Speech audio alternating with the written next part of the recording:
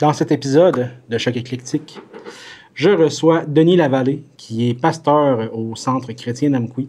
Je l'ai invité parce que il produit chaque semaine, là, pendant plusieurs mois dans l'année, il produit une émission qui s'appelle l'Évangile de notre espoir à la télé communautaire. Puis, donc, tu sais, toutes les semaines, il m'envoie ces choses, puis je me suis dit, ça serait intéressant de lui parler, savoir c'est quoi le Centre chrétien, c'est quoi la différence avec l'Église catholique comme on la connaît, puis tout ça. Fait qu'on parle beaucoup de ça, on parle de son histoire, puis tout.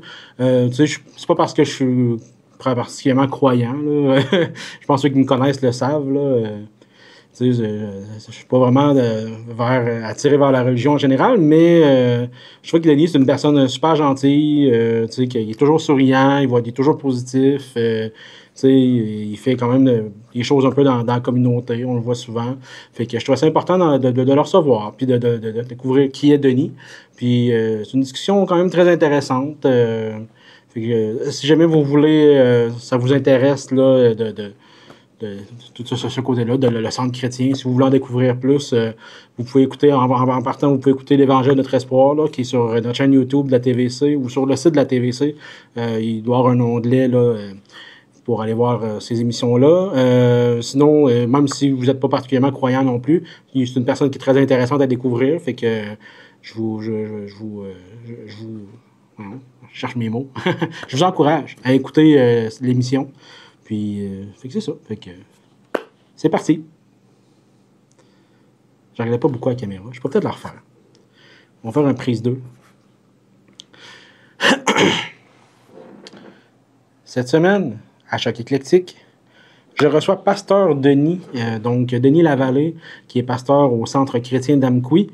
Vous savez, je pense que les gens qui me connaissent le savent, là, je suis pas une personne particulièrement croyante ou je suis pas une personne de foi, mais je trouvais quand même que Denis c'est une personne très intéressante à découvrir. Je me suis dit, parce qu'il nous envoie dans le fond, chaque semaine, il nous envoie du matériel pour faire à la TVC. Il nous envoie du matériel pour faire un montage de son émission qui s'appelle l'Évangile de notre espoir. Puis fait cocasse, je trouve que c'est la personne qui est le plus capable de parler pendant 30 minutes sans texte précis, puis qui se reprend jamais, il n'y a rien à monter, il nous envoie ça, c'est tel quel. Pour vrai, bravo Denis pour être aussi tête que ça dans tes enregistrements, c'est vraiment incroyable. Mais c'est ça, donc je voulais apprendre à le découvrir, savoir son parcours, savoir c'est quoi le Centre chrétien. Pour les gens qui sont plus croyants, qui diraient qui ne se retrouvent peut-être pas nécessairement à l'Église, est-ce qu'il y aurait intérêt à aller vers le Centre chrétien, peut-être. Je vous laisse en découvrir par vous-même, là, c'est quoi la différence entre les deux. On en parle pendant l'émission. Là, je cherche souvent mes mots parce que, comme je vous dis, je suis pas un homme très croyant, un homme de foi, mais je connais quand même la base un peu et tout. Fait qu'on a parlé beaucoup de ça. Puis, c'est ça. Donc, si vous jamais voulez écouter son émission, vous pouvez aller sur le site web de la TVC. Il y a un onglet, si je ne me trompe pas, qui est pour l'Évangile de notre espoir. Là, puis, donc, c'est ça. Fait que juste un très bon épisode.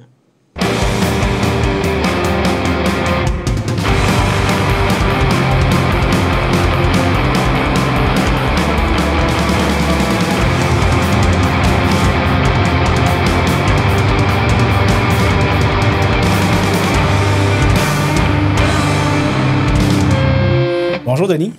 Merci beaucoup d'être là, d'avoir accepté mon invitation. Parce que on se parle souvent pour le Centre chrétien, pour l'émission, mais on se parle pas dans la vie de tous les jours beaucoup. Oui. Puis je trouve que t'as l'air beaucoup impliqué dans la communauté. Puis t'as l'air, en tout cas, du moins tu fais des efforts beaucoup. Puis je trouve ça vraiment intéressant de pouvoir démystifier qui est Denis, quel est le Centre chrétien, tout ça. Donc c'est pour ça que j'ai décidé de t'inviter. Puis on se l'est dit avant, là, pour ceux qui se posent la question, qu'on parlait au-dessus, parce que c'est ma manie de parler au-dessus, malheureusement. J'ai été mal élevé. On va falloir taper ses doigts à ma mère. Puis j'aimerais ça commencer, Denis, par savoir, premièrement, est-ce que toi, tu viens d'Amqui? Je pense que non. Hein? Non. Non? Je suis natif de Joliette. Puis c'est ça, on a grandi sur une ferme agricole, laitière, et on était 7 enfants.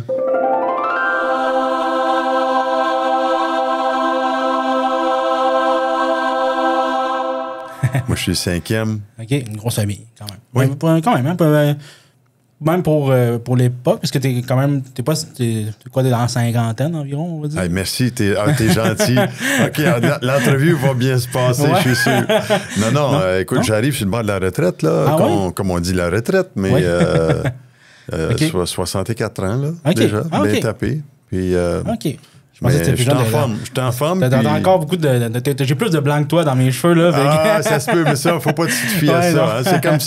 C'est comme ceux qui disent quand il y a des cheveux blancs, c'est de la sagesse. Mais non, détrompez-vous, c'est pas ça qui détermine la sagesse de quelqu'un. Non, c'est ça. Puis, donc, ça, t'as grandi. Excuse-moi, je veux juste te faire répéter la ville à Lanaudière. Oui, dans la région de Lanaudière, Joliette. À Joliette, c'est ça. Ouais. Puis là, tu as grandi sur une ferme. Est-ce que la place de la religion était déjà très présente dans ta famille? Oui, pour la simple raison que ma mère était une ancienne sœur religieuse. OK. Et elle nous a inculqué des belles valeurs chrétiennes. L'importance de la fidélité,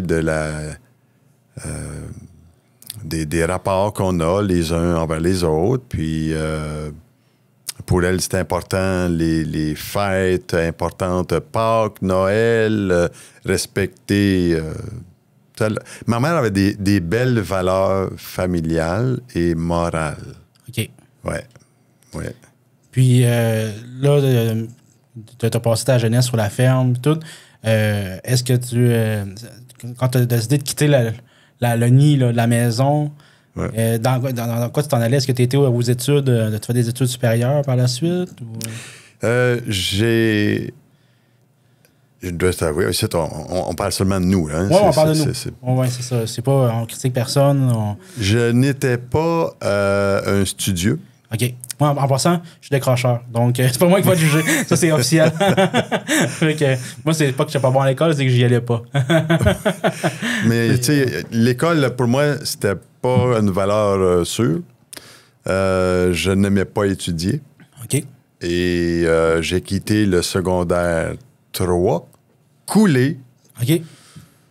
C'est pas mon honneur, qu'est-ce que je te dis là. Mais la chose est que j'aimais vraiment pas l'école et j'ai été addicté jeune à la drogue.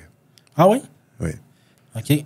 Mais la chose concernant la ferme, j'aimais beaucoup la ferme et travailler de mes mains. OK. Mon père m'avait appris tellement toutes sortes de métiers sur la ferme, hein, que ce soit la plomberie, l'électricité, la menuiserie, la mécanique. La seule chose que je faisais pas sur la ferme, c'est de faire la cuisine. OK. Mais, tu sais, tous ces métiers-là, étant jeune, j'ai suivi des cours pour adultes. OK. Cours aux adultes de différentes choses, de ce que je viens de te nommer, tu sais. Et j'ai appris à me débrouiller en développant les talents, si je te dirais. OK.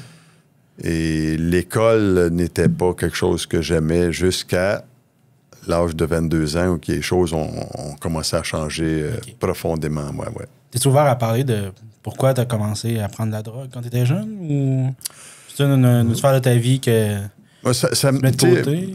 Tu sais, quand tu m'as invité, Carl, je savais que tout était possible comme conversation. Oui, vraiment. Et moi, j'ai pas rien à cacher, là, tu sais. Non, c'est ça. J'essaie pas de garder même, certain... en fait, excuse-moi, je te coupe un petit peu la parole, mais même que ça peut donner espoir à des gens aussi. Tu sais, c'est pas parce qu'on... C'est quand on passe à travers des difficultés comme ça qui fait qu'on grandit. Puis des fois qu'on peut grandir... Je veux pas dire plus, mais tu sais, qu'on grandit différemment de d'autres personnes qui l'ont peut-être plus facile. Ou, tu sais, fait que moi, je trouve que c'est pas parce qu'on a vécu de quoi comme ça. Mais ta question est légitime, et toute question est légitime. Et mes dépendances à la drogue ont commencé quand j'ai fréquenté quelques copains qui m'ont invité à pouvoir en prendre. OK. Et sur l'esplanade de la ville de Joliette, c'était bien connu quand il y avait des parties de la Saint-Jean-Baptiste, etc. OK. Et oui, j'ai commencé jeune, à l'âge de 15 ans, à pouvoir consommer. et aussi à pouvoir en vendre à l'école. OK. Et je me suis fait... Pincer. Non, je me suis jamais fait pincer. OK. Non. Ça a été à l'école que j'avais toujours mon once sur moi. OK. Et j'en vendais. Et il y en a qui me venaient me voir. La Vallée, t'as-tu du stock aujourd'hui? Oui, j'en ai. Tu viendras me voir à récré ou sur l'heure du midi. Et je le vendais. OK. Une consommation de potes. Ouais. Et c'est pas à mon honneur que je dis ça, mais non, du tout, la réalité, c'est que j'étais dépendant et influencé par mon entourage et qui n'avait pas des bonnes mœurs. Et pourtant, dans l'introduction de cette rencontre, ma mère, elle voulait toujours nous donner le meilleur d'elle-même, puis elle l'a fait. Puis nous, tu sais, quand on t'interdit quelque chose, c'est comme, quoi? Ouais. Je veux savoir pourquoi. Ouais. Et j'ai été vers tout ce que ma mère disait. C'est vraiment pas bien d'aller vers telle direction de la vie. Et j'ai pas fait des bons choix quand j'étais jeune. C'est-à-dire qu'il faut qu'on sache des fois pourquoi on n'a pas le droit. Il faut qu'on aille explorer des fois pour revenir dans le bon chemin. Oui. Et c'est vrai que la vie nous apporte à explorer des choses que, tu sais, j'y vais avec le mot que tu dis, là, l'exploration de la vie. Ouais. On veut tous explorer des choses, tu sais. Puis moi, je voulais explorer à ma manière et étant libre de mes choix. Mais je faisais pas des bons choix. Non, c'est ça. Étant jeune, tu sais. Ça fait que, mais les choses ont changé à l'âge de 22 ans où est-ce que les choses ont commencé à mieux tourner pour moi. Puis qu'est-ce qui a fait ce changement-là? Y a-t-il un moment pivot où tu as fait comme, OK, il faut que je me remette dans le droit chemin, il faut que je me replace? Ou ça s'est fait plus graduellement? Disons qu'il y a eu un moment... C'est privé, tu n'as pas besoin d'en parler. Oui, mais tu sais, il y a eu un moment précis, hein, c'est sûr, où est-ce que les choses ont commencé à changer. Ouais. C'est quand j'ai rencontré Sylvie. OK.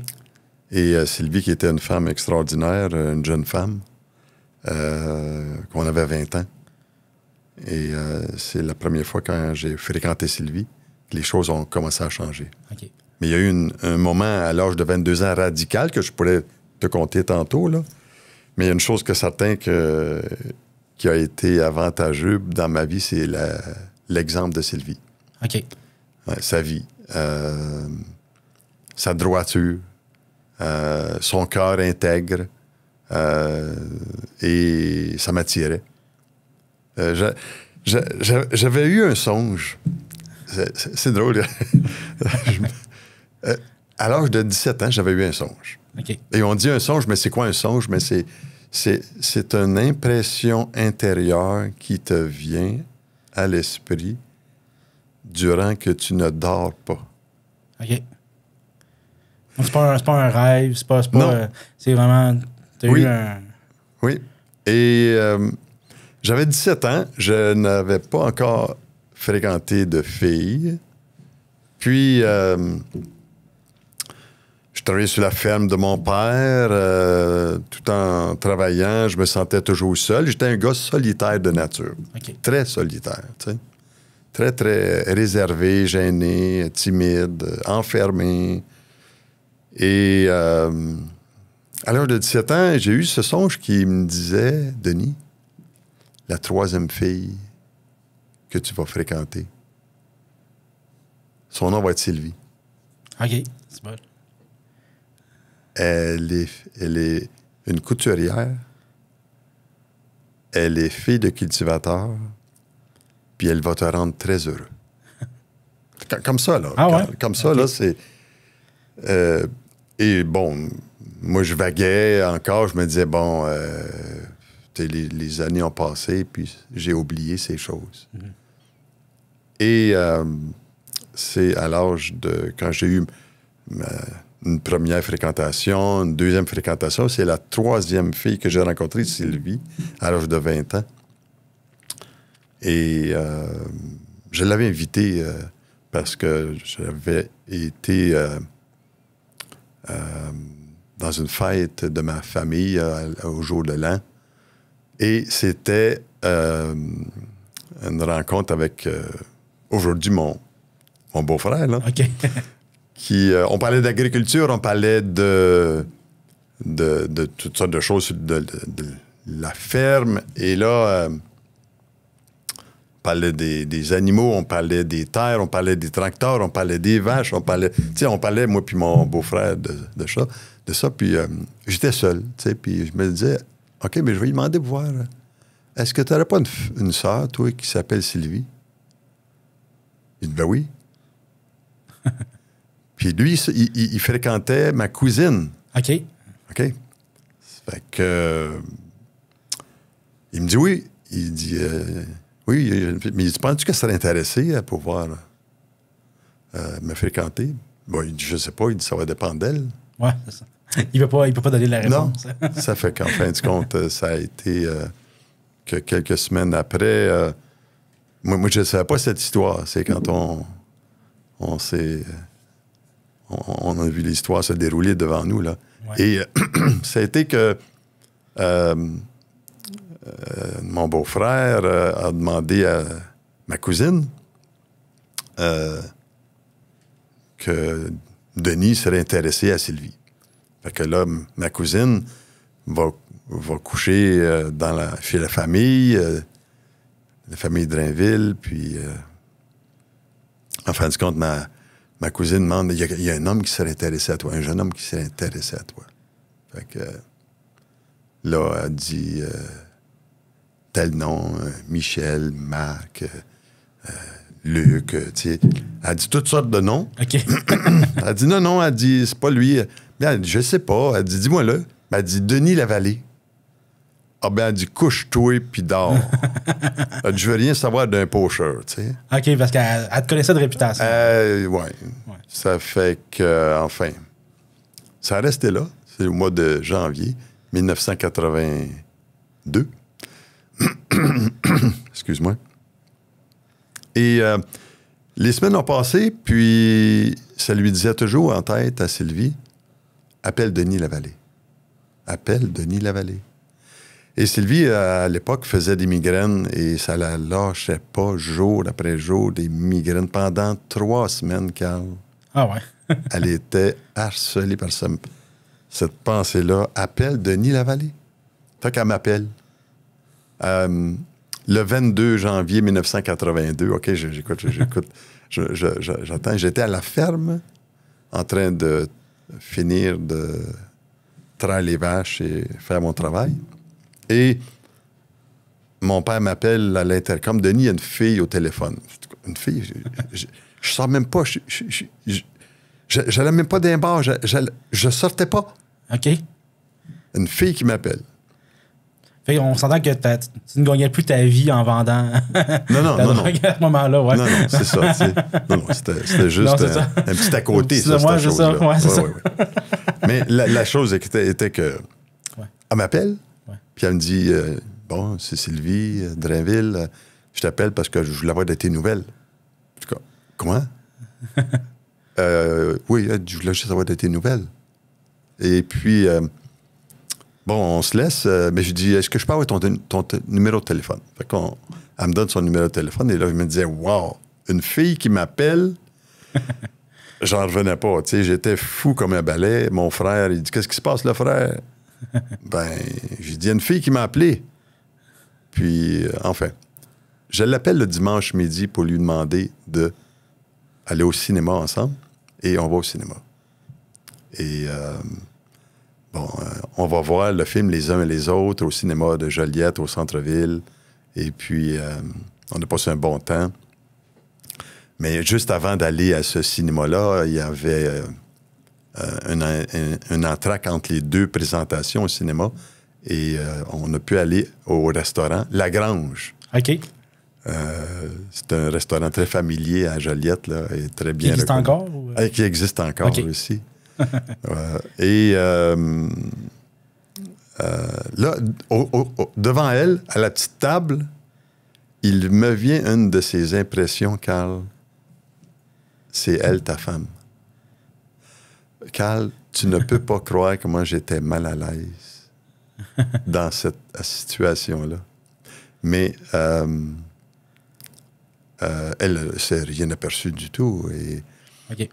Et, Tu l'as bien intériorisé. c'est à l'intérieur que ça se passait, tu sais.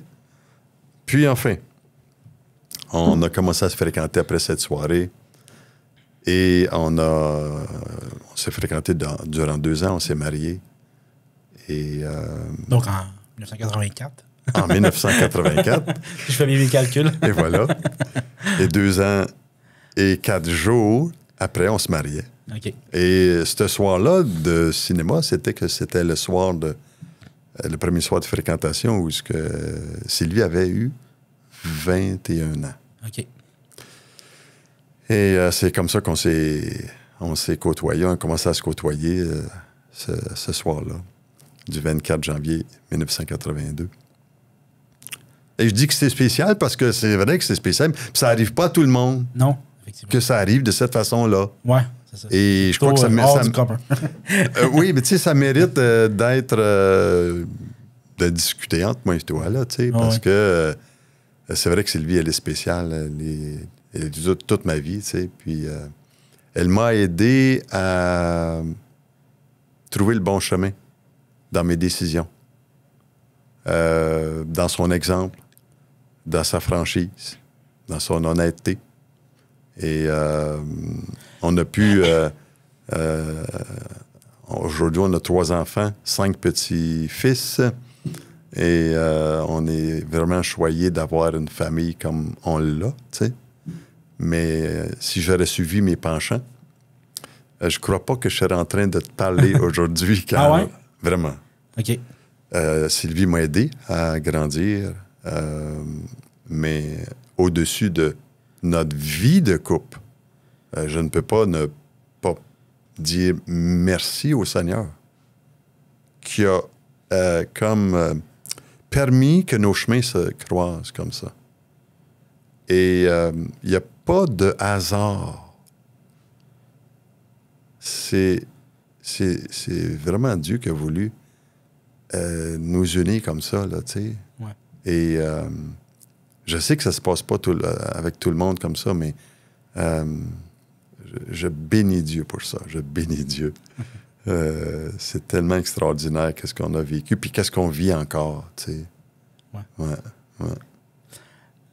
Si on revient un petit peu au niveau de la religion, parce que reste que ce qu'on te connaît pour être le pasteur du centre chrétien, à ce moment-là, est-ce que vous étiez juste encore comme catholique? Ou non, parce que dans le fond, vous...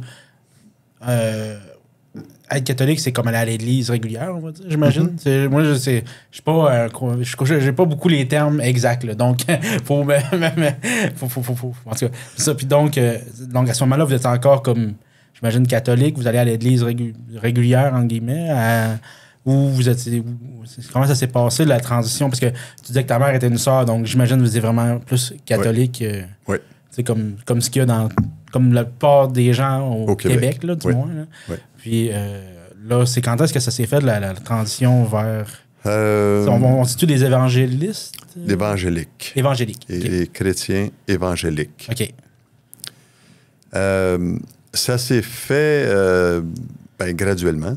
OK. La première des choses, c'est que moi, j'avais une soif de connaître la vérité. Et, bon, une de mes sœurs qui avait appris à lire la Bible pour elle-même, on la fréquentait, puis on a eu l'opportunité d'entendre ce qu'elle avait à dire concernant le Nouveau Testament. Et là, ça m'avait tracassé d'entendre ce qu'elle avait à dire sur la vérité sur l'Évangile de Jésus. Et elle nous parlait de Jésus ouvertement, de son amour pour nous, que nous pouvons avoir le pardon de nos péchés, puis la liberté dans notre cœur. Moi, ça m'attirait beaucoup, qu'est-ce qu'elle disait, tu sais. Puis, de ça, elle m'a offert ce livre-là. OK. Tu sais. Puis c'était un Nouveau Testament, puis elle m'a dit une phrase comme celle-ci. Elle m'a dit, Denis, elle dit, lis la Bible selon ce que tu comprends. Et je me suis mis à lire tranquillement, lire la Bible. Pour moi. Elle dit, lis-la pour toi-même. OK, bon. Elle dit, c'est un testament, comme un testament que nos parents nous donneraient en partant. Ben, si on n'ouvre pas le testament, tu ne pourras pas savoir ce qu'il y a dedans. Et je me suis mis à lire le testament que notre Père céleste nous avait apporté sur terre. Et c'est là que tout a changé. Ça a changé envers moi et Sylvie, premièrement, parce qu'on se fréquentait. Puis, oui, j'étais catholique et pourtant, dans ma ferveur catholique, j'étais servant de messe, j'allais à l'église toutes les semaines, parce que j'avais soif de Dieu, malgré mes déboires de jeunesse, puis mon cœur vide, j'allais à l'église. Okay. Je peux dire que depuis mon enfance, je suis un homme d'église. Mais je n'avais pas la bonne façon de comprendre Dieu. Et c'est à l'âge de 22 ans. Après que moi et Sylvie, on s'est mariés en janvier 1984, qu'on a pris une décision de couple. De dire, maintenant, on ne veut pas faire comme selon ce que nos parents croient, on veut faire selon ce que Dieu nous dit dans sa parole. Et on a commencé à fréquenter une église où ce qui prêchait l'Évangile, le salut en Jésus, l'amour de Dieu, la prière, les louanges vivantes, l'enseignement des Écritures et non pas un enseignement traditionnel religieux. Et ça nous excitait. Et c'est là qu'on a commencé à bâtir notre vie sur les évangiles et non pas sur ce que la tradition fait. Je dois t'avouer, Carl, que ça a créé la discorde. La discorde dans la famille, tu sais. Parce qu'on avait une famille religieuse, et sur le côté de Sylvie surtout. Et ça a fait en sorte que ma mère m'avait dit, « Ben Denis, pourquoi tu ne restes pas parmi nous comme catholique? » Ben, j'y avais dit, « Maman, tu sais, j'avais vécu des petites choses charismatiques à l'âge de 17 ans déjà. » OK.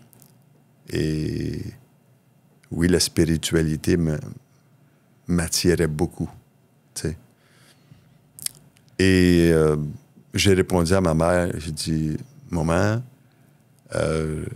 c'est que quand tu es dans le cadre de comme l'aspect tout religieux, tu n'as pas la liberté de prêcher le livre, la Bible.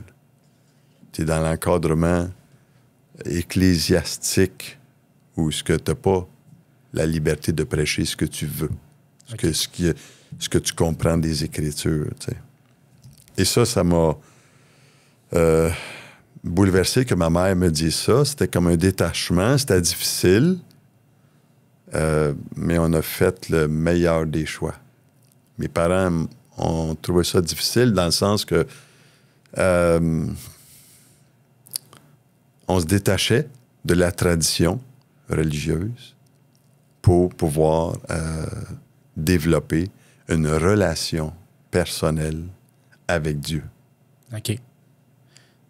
Et ça c'est ça la dynamique de notre vie à moi et Sylvie, c'est que de développer une relation à deux, certainement, mais c'est qu'on n'est pas toute seule. Tu sais? On n'est pas toute seule dans l'aventure, c'est qu'on sait que Dieu nous a donné cette vie, puis on est de passage. Ouais. Ça va vite, la vie. Ouais. Et on a des belles expériences qu'on a vécues depuis déjà 41 ans qu'on est mariés.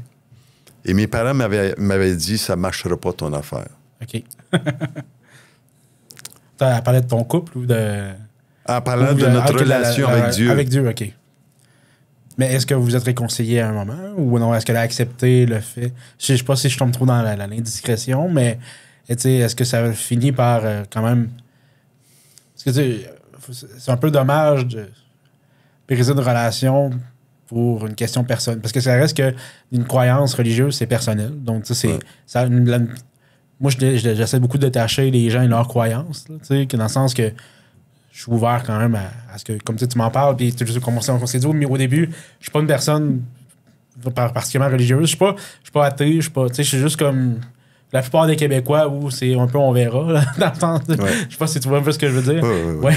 Puis, je trouve qu'on devrait pas se passer d'une personne parce qu'elle pense pas comme nous à ce niveau-là, tu sais, puis je trouverais ça dommage qu'une relation s'effrite. Fait que je sais pas si ça s'est quand même... S'il y a eu une connexion qui s'est rétablie quand même. C'est sûr que dans notre choix, nos parents ont trouvé ça très, très difficile. Il y a eu des frictions entre nous, mais j'avais toujours une décision à prendre en tant que mari. Et c'était d'aller chez nos parents. Qu'ils nous acceptent ou qu'ils trouvent ça difficile, c'est une chose. Mais je ne cesserai pas de prendre des décisions pour aller vers eux, les aimer et les écouter dans qu'est-ce qu'ils vivent, tu sais. Et ça a fait en sorte que, bon an, mal an, ça a fait que c'est... J'ai mis en pratique des principes de la Bible qui ont été vraiment bénéfiques pour nous. Je me rappelle une circonstance où j'avais... Ouais. Prends le temps de penser avant, si tu veux pas raconter des choses qui sont trop personnelles. Il vient des choses à mon esprit, c'est que quand on a donné notre vie à Jésus, en 84, après notre mariage, j'en voulais à mon père énormément. Ah oui? J'étais en colère.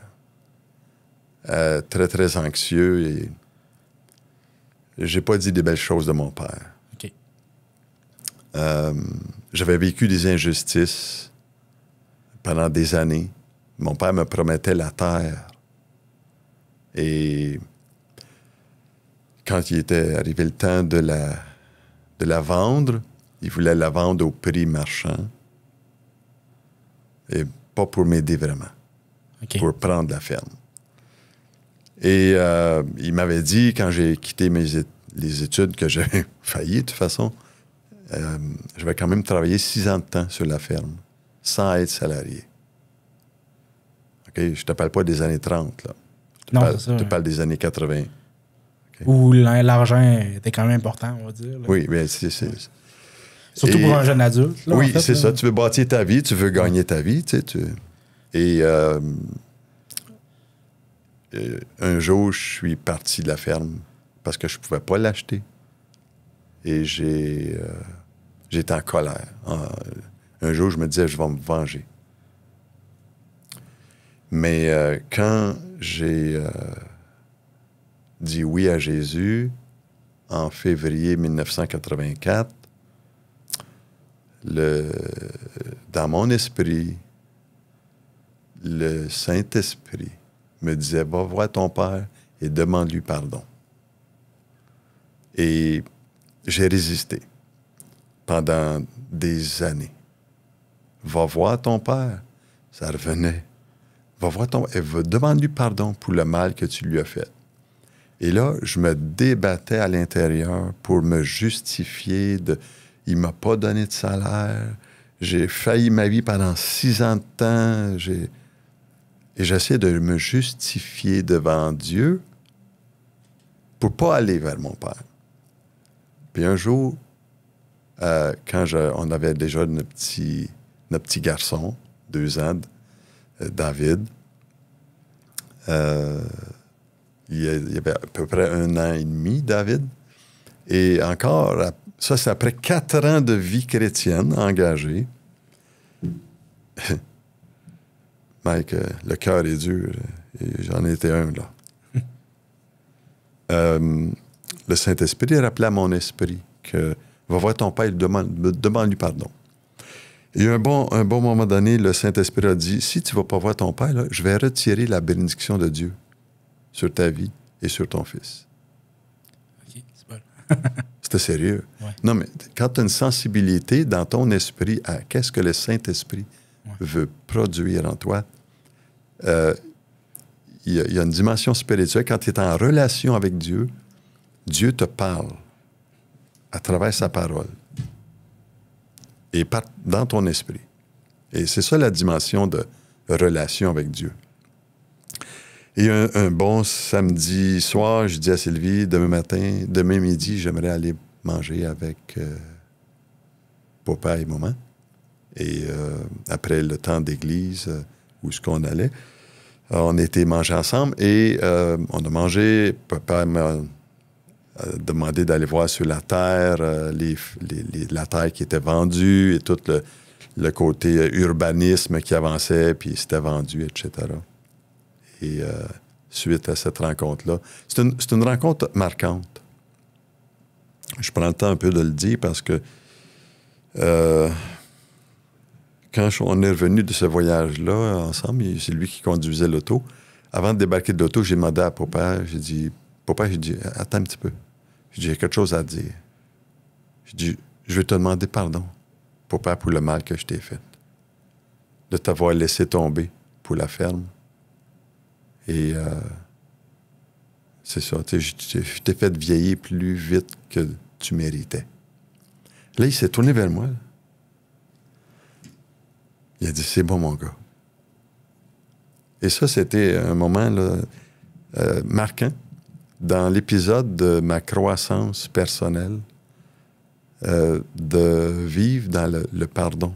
Et souvent, dans nos relations aujourd'hui, et je ne suis pas ici pour prêcher ou quoi que ce soit, là, mais c'est ce qui manque pour rétablir des relations brisées. Et je dois t'avouer que c'est là que tout a basculé pour le bien envers mon père. J'ai été capable, après cet événement-là, là, j'ai été capable que quand j'arrivais à la maison, les visiter, je pouvais serrer mon père dans mes bras. Je pouvais serrer ma mère dans mes bras. Je ne pouvais pas le faire avant. Et ça a fait en sorte que ça a débloqué aussi pour bien des développements personnels dans l'équilibre, dans nos relations avec les gens. Vraiment, ça a été bénéfique pour mon père, ma mère. Et je n'ai jamais imposé à mes parents de changer quoi que ce soit. Là, t'sais. Mais à la fin de leur vie, ils ont réalisé que les valeurs que j'avais cultivées venaient de ce livre. Et ça, c'est plus puissant qu'une tradition morte et sans vie. Mais je le dis parce qu'avant ça, c'est ce que j'étais. Mort spirituellement et sans vie. Et c'est pour ça que, tu sais, pourquoi aujourd'hui j'annonce l'Évangile? Ben, parce que je sais que le livre, là, il est vrai. Ouais. C'est pas seulement c'est pas seulement écrit noir sur blanc, c'est un livre où ce que le Dieu vivant et vrai utilise sa parole pour nous parler, si on le veut. Mais on est toujours libre de faire nos choix. T'sais. Dieu va respecter ça. Mais quand on a soif de Dieu, soif de faire sa volonté, là, ça fait toute la différence. Donc, c'est une relation un peu plus individuelle, on peut dire, au niveau de l'Évangile, plus que, mettons, à l'Église où c'est comme, on dirait que c'est juste le prêtre qui peut prêcher et avoir une connexion, on va dire. Là. J'imagine que c'est un peu comme ça que c'est un peu ça, entre autres, la différence entre l'Évangile puis le christianisme, comme on le connaît, j'imagine. Ben, tu sais, la vie chrétienne, tu sais, c'est le christianisme, comme tu viens de le dire. Ouais, tu as dit un beau mot. Mais parce que... tu comprends oui. Tu comprends ce que je veux dire. C'est ça, parce que, comme je dis, les termes ne sont pas toujours les bons. Là, oui, mais en démystifiant un peu ce terme-là, christianisme, c'est bien simple. Le christianisme, un enfant peut comprendre. Ou le catholicisme, que j'aurais plutôt dû plutôt dire. Oui, tu aurais pu dire le catholicisme versus christianisme. Ouais. Pourquoi? Parce qu'il y a une différence. Okay. Il y a une différence, laquelle? C'est celle-ci. Et le christianisme, c'est Christ qui est venu vers nous pour nous sauver. Le catholicisme, c'est ce que les hommes et les femmes essaient de faire pour rejoindre Dieu par leurs œuvres. Et la différence est dramatique, là. Et pour aller au ciel, il y a une seule façon, c'est de reconnaître ce que Jésus est venu faire sur la croix, et non pas aller au ciel par mes œuvres. Mes œuvres, nos œuvres, peu importe qui, sont... le prophète Isaïe dit, dans l'Ancien Testament, nos œuvres sont comme un vêtement souillé devant Dieu, là. On ne peut pas, par nos œuvres, plaire à Dieu. Sinon, ben, moi, je te pose la question, pourquoi Jésus serait mort pour rien? Non, mais Jésus, s'il est mort, c'est pas pour fonder une religion. Ouais. C'est pour nous donner une occasion à nous, êtres humains, et tout être humain, d'être en relation avec le Père. Et ça, c'est toute la différence entre une religion, et peu importe la religion, Carl, OK? Le christianisme se démarque par cette révélation-là que c'est Christ qui est venu vers nous. Et ce qui fait toute la différence, c'est quand j'accepte ce qu'il a fait pour moi,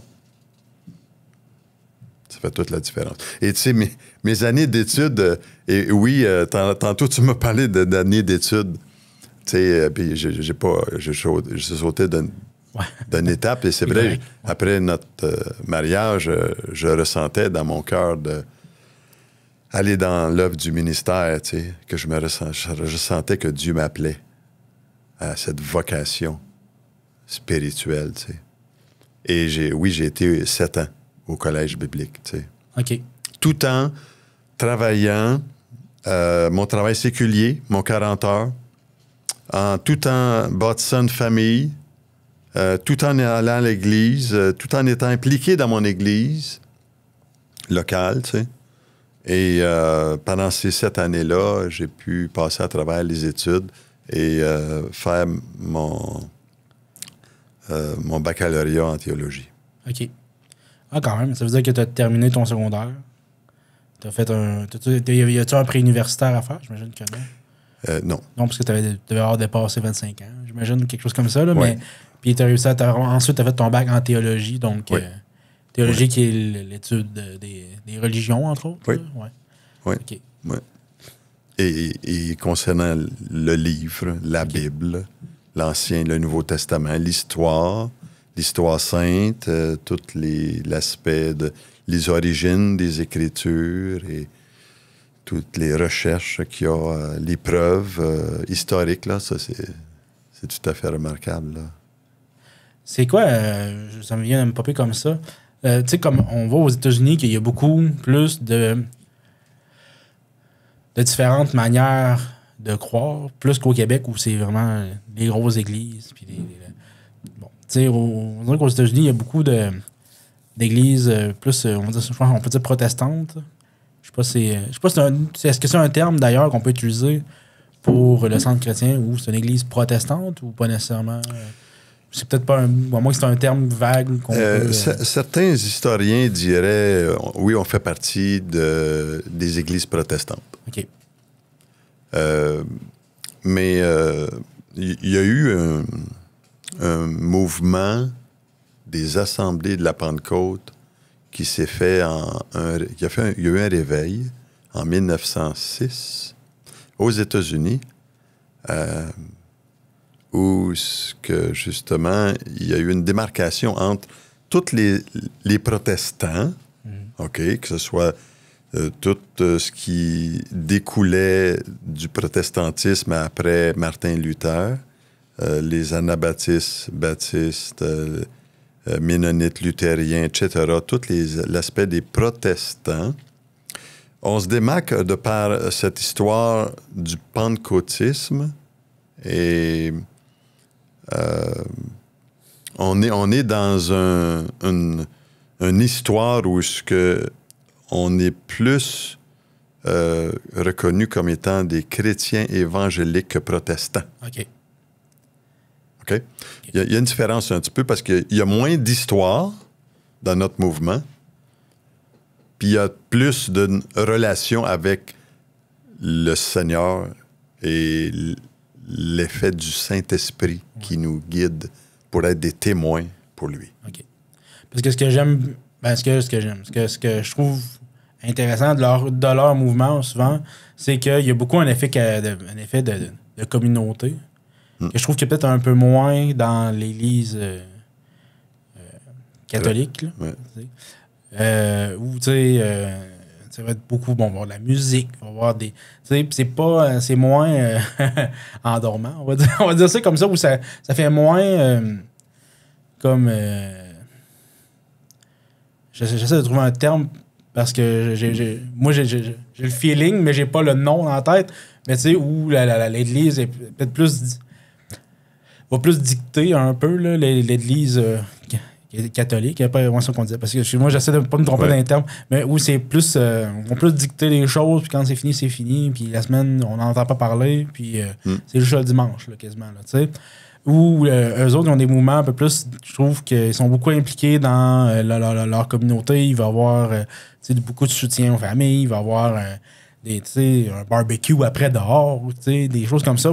Puis je trouve ça quand même le fun de ce côté-là, de dire, eux autres, ils sont capables de maintenir maintenir cet intérêt-là des jeunes envers leur croyance. Puis c'est ça. Puis est-ce que tu penses que ce que vous faites au Centre chrétien, c'est un peu dans cette voie-là? Peut-être, c'est sûr que là, eux autres, ils ont des gros budgets là-bas, gros spectacles, puis à voir, là, qu'il n'y a peut-être pas nécessairement ici, mais ça a l'air d'être un peu plus comme ça, où c'est moins... Ben, c'est sûr que... C'est moins traditionnel, moins rituel. Je comprends ton observation, là... des faits des États-Unis. Oui, là, je dis des États-Unis parce que c'est là des images qu'on voit à la TV dans des émissions ou dans des... Mais disons que quand on parle des mouvements évangéliques, il y en a plusieurs. Ouais. OK? Je dois avouer que parfois, il y a des débordements, des déséquilibres aussi, où il y a d'exagération. Face à l'importance de mettre en pratique un équilibre spirituel. Il y a des exagérations. Je ne peux pas m'identifier à tout ce qui est américain. On parle pas nécessairement on parle pas du niveau religion, mais plus du niveau communautaire. Oui, ce côté-là, cet aspect-là des relations, cultiver des relations... et de pouvoir s'impliquer dans la société. Je dois dire que c'est un peu de nos mœurs au Centre chrétien d'Amqui. On s'implique dans la société. Tu vois, on ressort là, d'un événement, de l'exposition agricole en fin de semaine, où est-ce qu'on a été avec un kiosque. On présente l'Évangile par les 5 couleurs. Et simplement aux gens qui viennent au kiosque. Il n'y a pas de harcèlement. Non, c'est ça. Les gens sont les bienvenus de venir ou pas, tu sais. Puis on est là, on est un phare au milieu de notre société qui brille et qui invite les gens à pouvoir aller plus loin dans leur développement spirituel, tu sais, s'ils le veulent. Comme exemple, les banquets de Noël qu'on faisait autrefois, où on avait eu la faveur de la mairie, du conseil de ville pour la salle... ici en ville. Et on pouvait offrir un banquet à la population, tout à fait gratuit, OK? Parce que la ville nous permettait d'être dans les locaux gratuitement. Là. Il y avait quelques petits frais. Là. Et on leur demandait d'investir pour un projet, et même la télé communautaire a été une année choisie en 2013, si je me rappelle bien, là, comme organisme à but non lucratif pour soutenir notre banquet. Et la télé communautaire était venue faire une petite présentation de vos actions sociales, votre implication dans le milieu. Puis on prenait après ça un don volontaire des gens. Suite à le bon repas que les gens prenaient, là, tu sais. Et moi, j'apportais à travers ça un message pour l'importance des valeurs chrétiennes, de la Noël, la venue de Christ, de pourquoi il est venu. Et les gens participaient. Et on ramassait des milliers de dollars pour... oui, on est impliqué au milieu de notre communauté. Et pas assez, je te dirais. Souvent, j'ai quelques reproches de personnes qui me disent on ne sait pas où vous êtes, on ne sait pas qui vous êtes. Mais c'est vrai qu'on n'a pas des budgets à faire des campagnes de sensibilisation partout, mais on le fait à travers une petite publicité dans les... soit des fois à la télé communautaire. Et vous avez une publicité à tous les samedis, dimanche matin. Où oui, et puis là, on est présent aussi au milieu de la télé. On est tellement honorés de pouvoir coopérer avec la télé communautaire. Moi, ça me touche de voir votre ouverture à la possibilité de, justement, aider. Parce qu'il y a un niveau de personnes.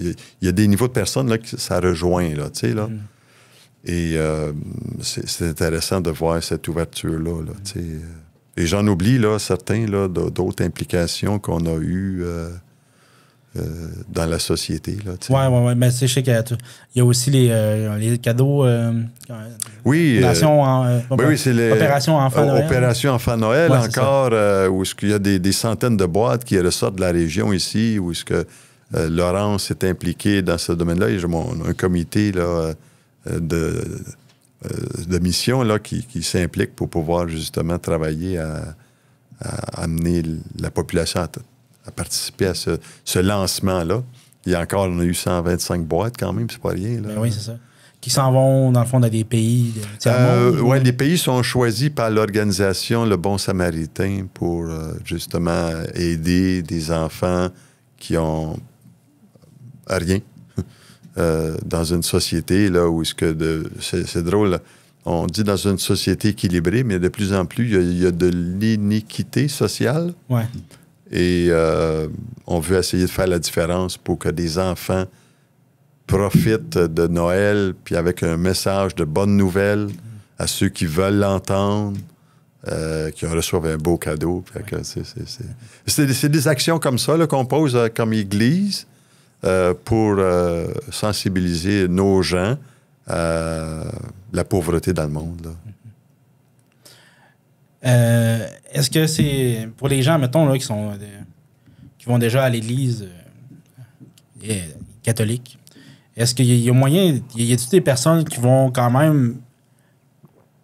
Est-ce que quelqu'un qui va à l'église catholique, est-ce qu'il peut quand même fréquenter le centre chrétien? Est-ce que c'est quand même assez proche pour dire... Tu sais, c'est quand même reste qu'on croit en Dieu, on croit en Jésus. Donc, la base, là, en surface, c'est quand même similaire les croyances. Donc, est-ce que... Là, je parle vraiment en surface parce que je sais que c'est différent, la relation. Mais est-ce que c'est quelqu'un peut quand même explorer les deux? Est-ce qu'il peut flotter entre les deux? C'est-tu des choses qui arrivent au niveau du centre chrétien? Ce que tu soulèves comme point, c'est la base de toute personne qui s'ajoute au centre chrétien. Ouais. Ceux qui veulent aller plus loin, ils veulent savoir qui on est, ils veulent entendre ce qu'on dit, ce qu'on proclame. Et oui, moi, le premier, je t'en ai compté tantôt qu'avant ça, j'étais dans la religion traditionnelle, puis impliqué. Puis qu'à un moment donné, j'ai fait le choix de dire, regarde, ça me nourrit plus, là, tu sais. Mais il y a des gens qui peuvent quand même flotter entre les deux, on va dire. Oui, Il n'y a pas de... on est obligé de trancher, là. Ah non, mais tu sais, nous, on a comme slogan, là, les gens sont libres. Ouais. OK? Les gens sont libres de venir au centre chrétien, puis ils sont libres de ressortir. Ouais. Tu sais? Et c'est le choix des gens, là, tu sais. Nous, on y va avec le choix des gens, là, tu sais. Puis tout le monde sont invités. Puis j'en ai vu des gens que vous connaissez, ils sont venus au centre chrétien, puis ils sont venus goûter comment le Seigneur est bon et comment le Saint-Esprit agit au milieu de nous. Et qui touche des cœurs. J'ai vu des gens pleurer. OK? Ils sont venus une fois, 2 fois. Ils sont pas revenus. Ouais. Mais ils sont venus. Tu sais? Puis c'est correct. Tu sais? C'est le choix que les gens font, tu sais. Fait que... Moi, c'est que j'ai resté accroché à une soif grandissante là, dans ma vie. Puis je veux faire la différence, tu sais, parmi la population qui ont soif de Dieu, tu sais, puis qui veulent aller plus loin. Je vais revenir un petit peu à ton parcours, parce qu'on a dans le parcours, on bifurque, puis on va dans d'autres zones un petit peu. Là, tu as terminé ton bac en théologie. En théologie, excuse-moi, je cherchais le terme. Et puis, là, est-ce que tout de suite, tu te ramasses pasteur du jour au lendemain? Ou est-ce que tu as été obligé de... Premièrement, tu avais un travail au travers de ça? T'avais-tu un travail régulier? Oui. Un travail de... Ouais, je vais utiliser un terme d'Harry Potter, de moldu. Excuse-moi, là, c'est peut-être pas de quoi que tu connais beaucoup, mais c'est ça. Je connais pas le terme. Non, c'est ça. Donc, c'est parce que dans Harry Potter, il y a les magies, ceux-là qui font la magie, puis ceux-là qui en font pas, c'est des moldus. Donc, on appelle ça c'est comme le commun des mortels. Donc, excuse-moi. J'ai utilisé un terme moins connu. Mais ouais, c'est ça. Donc, est-ce que tu avais un travail, dans le fond, régulier, ou tu travaillais quand même au sein de la communauté évangélique? J'ai toujours travaillé de mon travail séculier. J'étais journalier. Le temps de ma formation à Joliette, j'étais dans une compagnie où on fabriquait des tablettes de poêle, frigidaire et phylochrome. Et dans ces temps-là, j'étais impliqué comme à l'église, mais ma famille en premier. Toujours ma priorité, la famille, de prendre soin de ma famille. Et à un moment donné, quand j'ai eu gradué, je savais que Dieu m'appelait à un endroit que je ne connaissais pas. Et j'avais donné mon nom, mais pas... Ça s'est fait de bouche à oreille. Okay. Il y a quelqu'un qui a parlé de moi, des Maritimes, pour être un assistant pasteur. Ça fait que, bon, le pasteur en question m'a appelé pour voir si je regardais les possibilités de déménager. Puis, bon, en parlant avec Sylvie, on a regardé, on a prié là-dessus pour voir qu'est-ce qui serait possible. Et je suis venu voir la région de Beresford en particulier, puis on a appliqué. Et les procédures s'est faites. On a vendu notre maison au Québec, à Saint-Norbert, dans le temps. C'est toute une belle expérience. Même nos enfants, eux qui ne voulaient pas déménager, mon fils, je me rappelle, il avait pris la pancarte en avant de la maison, puis il avait été la cacher. OK. Il voulait pas vendre la maison. Il voulait pas que la maison se vende, il voulait rester ici, il aimait trop son milieu. Puis en fin de compte, je dis, regarde, David, où est-ce qu'elle est, la pancarte, là, tu sais. J'ai expliqué la situation, tu sais, puis... OK, fait qu'il a été chercher la pancarte. On a remis la pancarte, on a vendu la maison. On est déménagé le 10 juin 1995 à Beresford. Et on n'a pas trouvé d'emploi tout de suite. Et c'était dans les années où, au Québec, il y avait un mouvement politique de séparation. Ouais. Et là, nous, on transfère d'une province à l'autre. Ouais, là, et là, je vais donner mon CV. Les méchants séparatistes, parce que...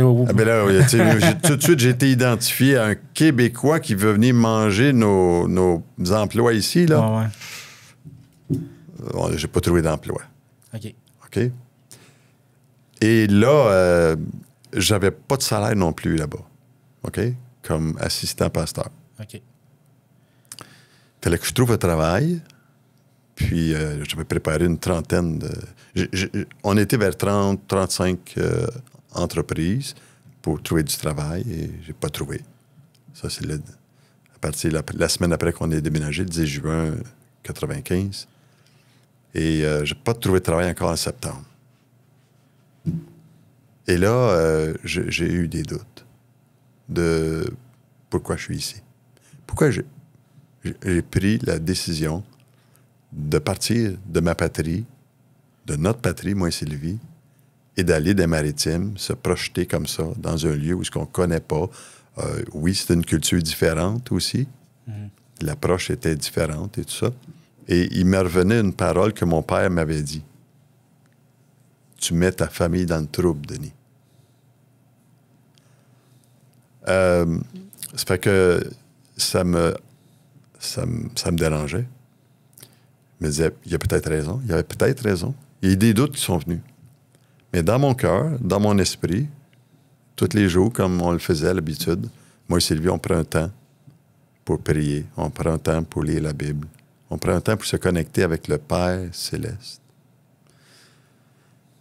Et un bon matin, je me lève, un de mes amis dans la foi qui, lui, m'appelle, puis il dit « Denis, tu m'avais dit que... » Puis c'est un Acadien. Puis je vais le dire comme un bon Acadien. Il dit « Denis, il dit, ça te tente-tu de venir en pêche ce matin? » Il dit « Le maquereau est rentré dans B. » Puis il dit « ça devrait être bon aujourd'hui. » C'était le 4 septembre 1995. Puis il m'emmène à la pêche. Carl, j'ai vécu ce que c'est. Comme le Nouveau Testament, là, une pêche miraculeuse. OK? Lui, ça faisait 20 ans qu'il allait à la pêche. Fait qu'il j'avais pas besoin de rien. Il dit, non, il dit, viens-t'en, amène ton caller. Puis il dit, c'est correct. On part sur la baie. J'ai pêché 65 maquereaux avec lui. Mon Dieu Seigneur. En 2 ans. Tu vois, je sais pas quoi là, j'ai dit mon Dieu Seigneur. Oui, c'est ça. Tu commences à parler de Dieu. Là. Ouais, c'est ça. Mais en 2 heures et 2 heures et demie, on a pêché 65 maquereaux. Ouais. Et on est revenu sur le quai. Il m'a tout arrangé ça sur le quai. Il m'a remis 50 maquereaux pour ma famille en bloc et en filet. C'était incroyable. Puis là, moi, je lui avais posé la question. Mon ami Jude. Il s'est fait, est-ce que ça arrive souvent qu'il y a des pêches comme ça, tu sais? Mais je ne savais pas, je ne connaissais pas. Là. Ben, il dit, Denis, franchement, il dit, j'ai été à la pêche depuis 20 ans. Puis il dit, j'ai eu des bonnes pêches avec des amis. Il dit, j'ai pêché déjà 30, 32... Mais il dit là, je pense qu'il dit qu'on va arrêter, là. Parce qu'il dit, je veux pas remplir mon bateau. Et on a arrêté après ça, parce que les contenants étaient pleins, là. Ouais, les chaudières étaient pleines et il voulait pas remplir son bateau. Non, si on aurait continué, on aurait rempli le bateau. Mais j'ai vu la main de Dieu, Carl, dans cette pêche, qui m'a fait signe que... Et je doutais le matin en partant. Je me disais, Dieu, je me suis peut-être trompé, je devrais peut-être partir, retourner chez moi. Et j'étais douteux, tu sais. Et quand je suis revenu, c'est incroyable comment Dieu, dans les circonstances que tu peux vivre, que tu te confies en Dieu et que tu lui fais confiance et qu'il te parle par des petits signes comme ça. D'avoir parti de notre patrie puis d'être parti dans une terre étrangère, on a vu la main de Dieu agir. On a vu la main de Dieu aussi agir dans la guérison de nos enfants. On a manqué de perdre les 3 enfants, nous. Ah oui. Par un empoisonnement d'un antibiotique d'un pédiatre. On était à Joliette dans le temps. Et elle avait donné un médicament pour adultes à des enfants. Nos enfants, Émilie qui avait 6 ans et demi, David 4 ans et Karine 1 an et demi. il avait été empoisonné par ce médicament-là. Leur flore intestinale s'était détériorée et ça ne fonctionnait plus du tout, là. On avait dû se rendre en bout de ligne à Sainte-Justine après plusieurs mois. Puis le médecin avait fait des tests et tous les suivis nécessaires, puis il nous avait donné son cellulaire, disant « Appelez-moi si vous avez quelque chose, vous avez besoin de quelque chose. » Puis qu'un médecin te donne son numéro de cellulaire dans le temps. Ouais. Et après traitement, qui nous a coûté très, très cher, 1200 $, les traitements n'avaient pas réussi. C'était très, très éprouvant pour Sylvie. 24 heures sur 24, il fallait qu'elle se lève proche des enfants. C'était incroyable. Comment est-ce que c'était bon pour nous? Que Dieu les a touchés. Aujourd'hui, ils sont des adultes, sont guéris, tu sais. Ouais. Puis les intestins est revenu à la normale. Et ils ont des enfants, des petits-enfants. Puis c'est une autre œuvre que Dieu a faite d'une façon miraculeuse. Il a guéri la santé de nos enfants, tu sais. Et combien d'autres choses financièrement, je te dirais aussi, Carl. On n'a jamais été... ben, tu sais, les prix du salaire minimum, là. Ouais. Tu sais, que moi, je me réjouis avec ça quand on m'annonce que le salaire minimum au Canada est de X nombre de montants, là. Ah ouais? Ben, moi, je gagne moins que ça. OK. Encore à ce jour. Je suis sur la limite, là. OK. Ouais, je suis sur la limite du salaire minimum. Et c'est effrayant comment est-ce que de la façon dont on gère les finances que nous avons, comment on peut être ingrat. Et quand on apprend à être reconnaissant pour les choses qu'on a, plutôt que de déballer toutes sortes de dépenses qui ne sont pas nécessaires, moi, je peux dire, je vais être reconnaissant envers le Seigneur. Puis envers ma femme aussi, qui sait comment garder les finances d'une façon rigoureuse. Et ça fait en sorte que tous ces petits détails de la vie me font voir que Dieu, là, il n'est pas loin de chacun de nous. Mais est-ce qu'on l'entend? Est-ce qu'on écoute? Est-ce qu'on veut comprendre qu'il est vraiment celui qui nous a créés? Et s'il nous a créés, s'il nous a donné la vie, est-ce qu'il pourrait peut-être, durant cette vie, nous parler un petit peu? Et moi, je te dis que Dieu parle à chaque jour. À chaque jour. Mais trop l'entendent pas. L'air que tu respires, est-ce que tu n'y as pas pensé? Quand même. Le toit sur la tête, la protection qu'on peut avoir, l'abondance qu'on peut avoir, la richesse des gens qui nous entourent. D'où ça vient cette bonté-là? D'où ça vient cette tendresse, le côté bonasse, le côté de se réjouir de chaque jour? Tu sais, y a des gens qui se démarquent de par leur personnalité, tu sais. Puis, je trouve ça riche. On est des gens riches. Si on ouvre nos yeux puis qu'on reconnaît les gens qui sont autour de nous, là, tu sais, là. Et je te dirais, on est des gens bénis d'être dans une région comme la Matapédia, avec les gens dynamiques, avec des gens courtois, des gens ouverts, des gens qui sont à l'écoute les uns des autres, tu sais. Ça fait que, t'en veux-tu d'autres? C'est comme... Ouais.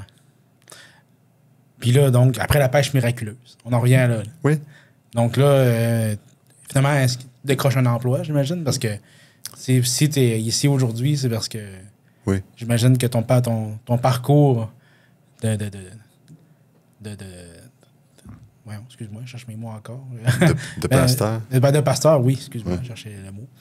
Donc, ton parcours de pasteur a continué. Donc, j'imagine que quand tu étais là-bas, ça finit par... par 100 demi, donc puis de trouver un emploi que... Oui. Ben, ici, dans cette histoire-là merveilleuse, notre parcours, c'est quand on a déménagé en 95, on était assistant pasteur. Ouais. On a assisté le pasteur de Beresford 2 ans de temps. OK. Et on a ouvert une œuvre à Campbellton, une nouvelle œuvre. On appelle ça une œuvre pionnière. OK. Donc, Et, vous partiez de zéro. Là. Oui, on partait de zéro. Ouais. On a eu de l'aide parce que nos assemblées de la Pentecôte du Canada sont dans des différents secteurs du pays. Et il y a des dirigeants locaux, régionaux. Et il y a eu de l'aide financière un peu. Et il fallait que je travaille.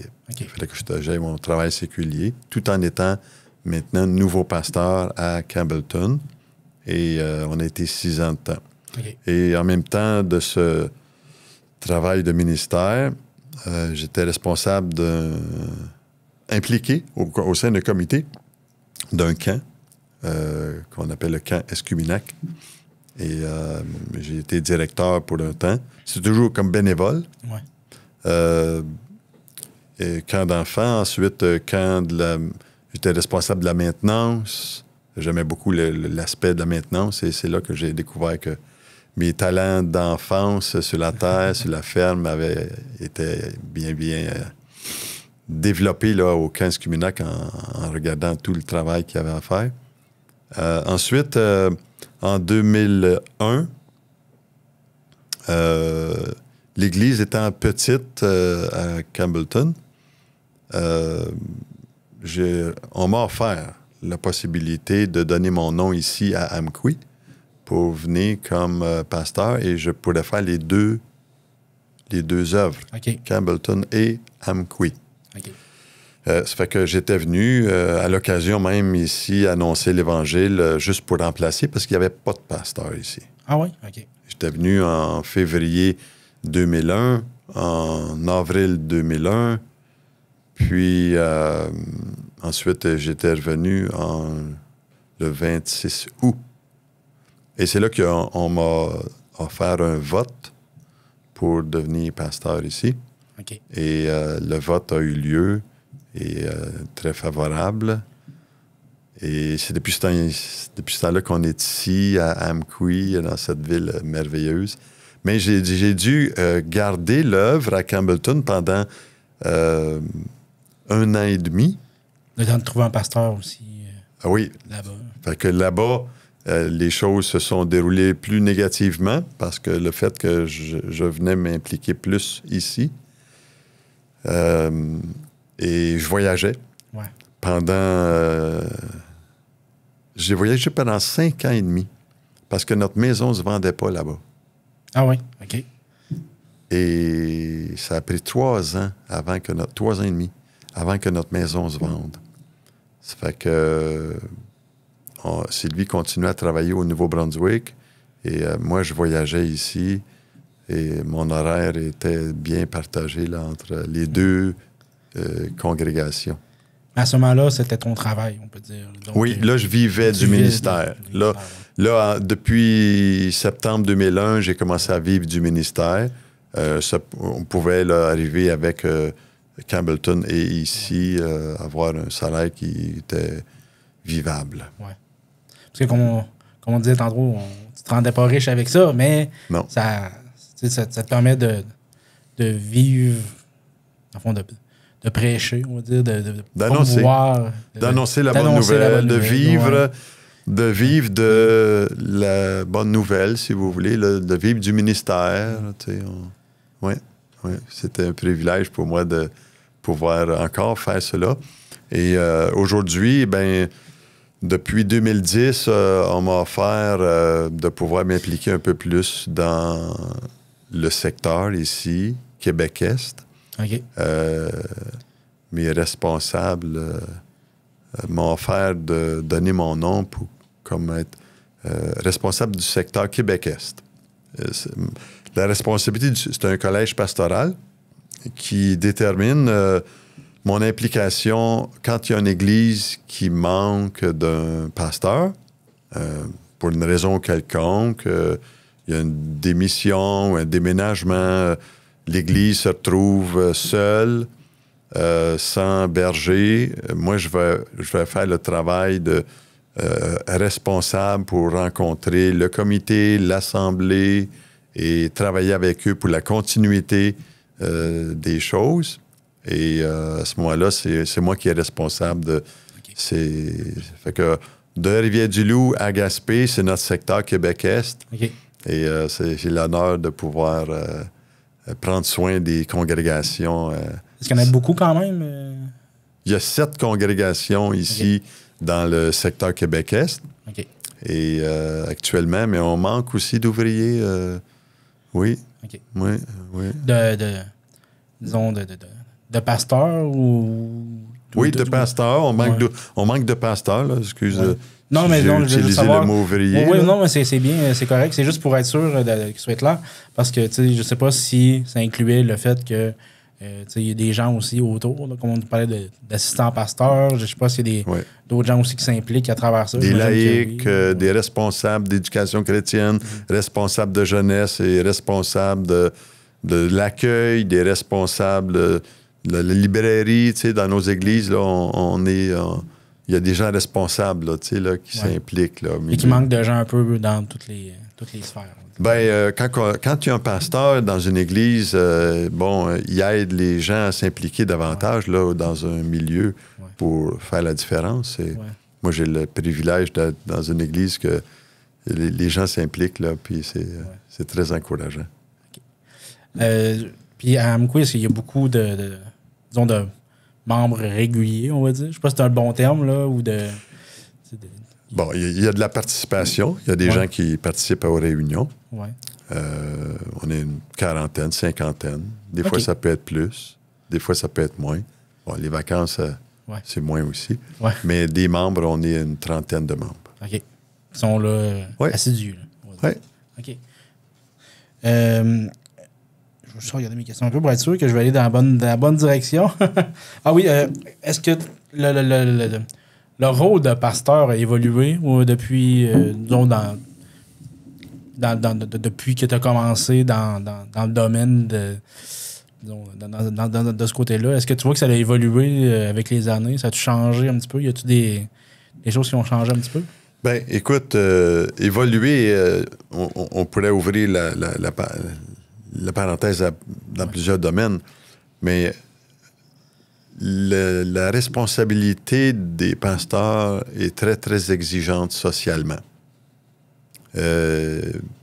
On exige beaucoup de perfection pour ceux qui nous dirigent. Tu sais. Et je comprends les gens qui veulent que les choses marchent avec droiture, que les pasteurs soient impliqués à peu près dans tout. Et c'est correct de l'être impliqué, mais parfois, ça peut nous limiter aussi dans nos capacités.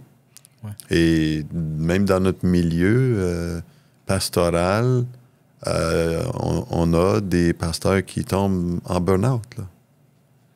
Parce qu'ils se donnent trop ou prennent trop sur les épaules des tâches qu'ils ne doivent pas prendre, là, tu sais, là. Et qui ne donnent pas assez de tâches aux autres, on va dire. De responsabiliser les gens autour. Ouais. Ouais. OK. C'est ce que... C'est pas tant que ça a évolué, mais c'est surtout à ce niveau-là qui est... Oui. Et c'est certain que dans ta question, il peut y avoir beaucoup, beaucoup de choses, là. J'ai le privilège de pouvoir non pas seulement faire du ministère pastoral, mais aussi d'être formé. Je continue des formations dans le coaching, dans le coach de vie aussi. OK. Et ça, c'est très intéressant de voir que cet aspect-là de être coaché, puis de coacher les gens, ça nous aide à pouvoir donner à vivre un certain équilibre. Et c'est intéressant de voir cette approche-là.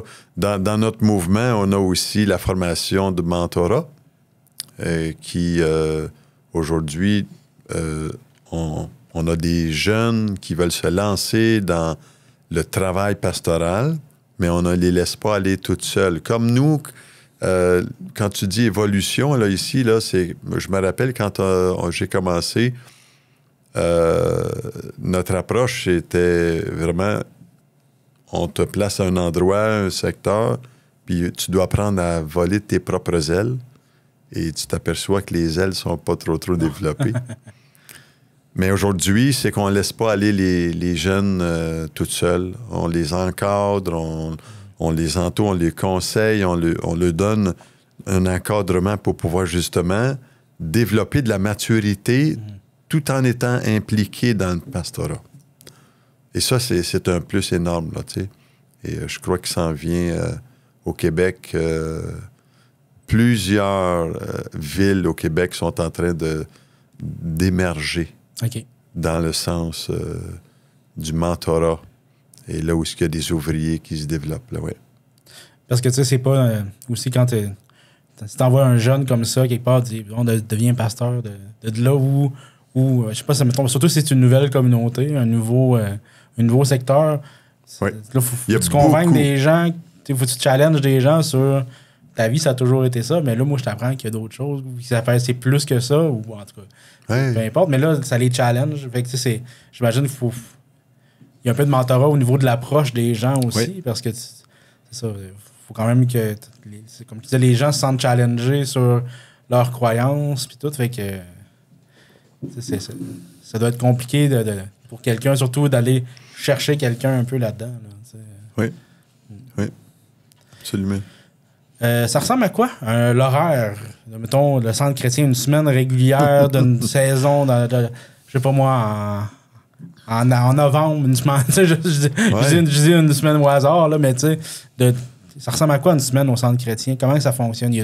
J'imagine que c'est pas le dimanche matin comme comme quelques-uns essayent de prétendre, disant ben, on le voit seulement le dimanche, lui, ça fait qu'il ne doit pas être occupé durant la semaine. Ouais, non, c'est ça. Non, détrompez-vous. Mon horaire est comme celle-ci. Le lundi, c'est ma journée de congé. OK. Où est-ce que je prends soin de moi, de mes affaires, de la famille. J'ai quand même une maison à entretenir. J'ai des réparations parfois à faire, j'ai de la rénovation. Le mardi, on a un temps de prière, c'est une réunion de prière le matin et ma planification de semaine, mes rendez-vous, et parfois les formations, le mardi aussi. Parfois, on a des saisons, tu sais, c'est des saisons de 12, 13, 11 semaines, là. Septembre à décembre, puis janvier à avril-mai. Où est-ce qu'il y a des études, soit les mardis soirs, les mercredis soirs. Il y a des spéciaux, il y a des préparations avec ça. Mais les études que je monte, bon, je me prépare. Il y a des temps de louanges, des chants, mais il y a des feuilles à remettre. J'ai des montages à faire, j'ai de la lecture à faire. Dans mes journées, je me donne des encadrements pour dire, garde ça, je réponds pas au téléphone là, à cette heure-là. Ouais. Les jeudis, ben, c'est ma préparation pour l'évangile de notre espoir, pour une bonne partie de l'année. Ouais. Les vendredis, c'est de la planification pour la fin de semaine, soit des rendez-vous ou bien soit des rendez-vous, Mon horaire est assez chargé, je te dirais, puis je suis surpris. Comment... moi qui n'ai pas... j'ai pas étudié en administration, mais j'en fais... mon lot de plein de détails que je dois planifier avec les gens, puis l'administration, que ce soit financière, relationnelle, que ce soit la préparation des études, la planification des comités, et tout le tralala, là, tu sais, le samedi, je prends un petit répit, le samedi matin, chez moi. Puis le samedi, d'après-midi, je me prépare pour pouvoir me préparer. Souvent, la semaine, je me prépare pour le dimanche, mais le samedi, soit que je revise ou je prépare. Et le dimanche matin, c'est notre réunion principale, le dimanche matin. Parfois, on a des réunions le dimanche soir aussi. OK. Ça arrive à l'occasion. OK.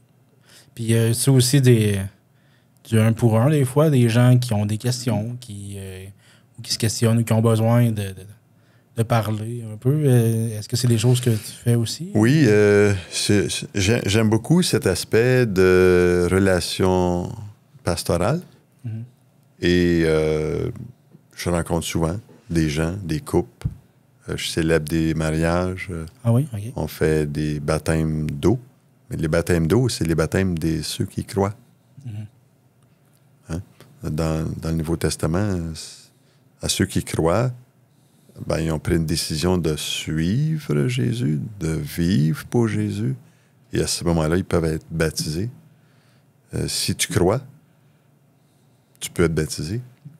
Et c'est une formation encore, une préparation.